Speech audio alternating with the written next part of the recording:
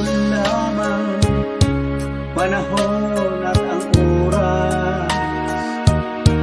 Hindi sana lungkot at pagsisisi ang dinaranas. Hanggang sa mga sandaling ito, di ako nagbaba